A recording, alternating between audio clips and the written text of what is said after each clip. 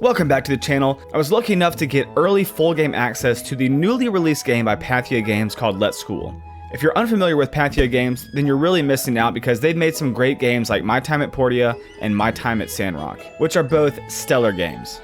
Let's School is a slightly different premise than those games, in that it's a resource management game where you actually play as a headmaster tasked with reviving your old school.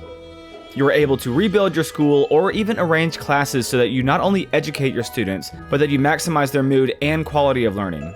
And not only can your students learn and improve themselves, but as new teachers get more and more experience in teaching, they can also be upgraded to be more effective. Now starting off, you've got two basic game modes, story mode or sandbox. Sandbox, as the name implies, lets you basically play story mode but without the story component. You still start off with the same story, you just have everything already unlocked so you can build as freely as you want. This mode is going to be more for your creative builder types. Now I recommend though as a new player to start with the story mode because it'll teach you all the basics. Now in terms of story, it's pretty basic in that the old headmaster, who appears to be some sort of cat man, which is kind of glossed over as to how and why he's half cat, half human, but anyways, he's moved on from your old school and has asked you to rebuild it to its former glory. Now it's nothing special in terms of story, but let's be real, I'm not playing a resource management game to get totally baptized in lore, so that's a-okay with me. The tutorial component of the game is honestly amazing and every game should try and emulate it. It's not a slog to go through, nor does it explain every little minute detail about everything step by step, so it lets you figure out some things on your own.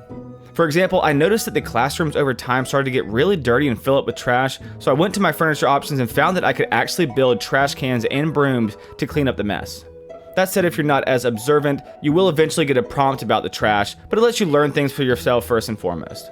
The core gameplay loop itself is basically slowly grow your school in terms of physical size, staff, and students, while ideally maintaining a happy balance where none of the teachers are too stressed or students aren't pooping on the floors. And yes, that can literally happen if you don't watch out.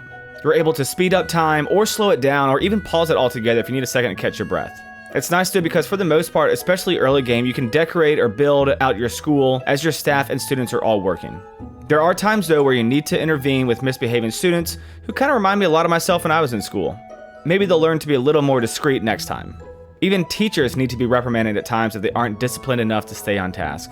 Some of the interactions are hilarious at times, like these two students decided in between class to take a break and break dance on top of the school well. If you didn't play the demo, you may be wondering how the classroom itself functions, and luckily it's pretty simple and isn't too bad of a headache.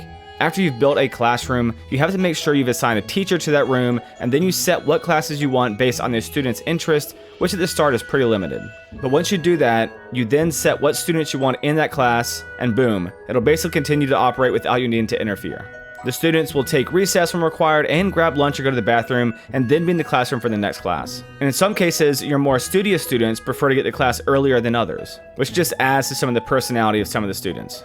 Now after a week of classes, your students will take an exam that tests what they've learned through the schedule you've set for them. Based on how well they do plays a hand into how much of a weekly payout you receive, so you want your students to be as successful as possible. The actual decorating and building of the school is one of my favorite features. The building UI itself is pretty easy to navigate, and the active building snaps pretty easily, so it isn't a pain at all. There's a decent amount of decorations as well that increase your school's rating, so it's not purely aesthetic. At the start though, you don't really have that much options in terms of decor, but you are able to hire some staff to assist with researching, which can unlock new items, some functional like adding school security, and some more so for aesthetics like changing your school from wood siding to brick with lots and lots more. Researching acts almost as a skill tree where you have options to choose from advancements for students, staff, or facilities.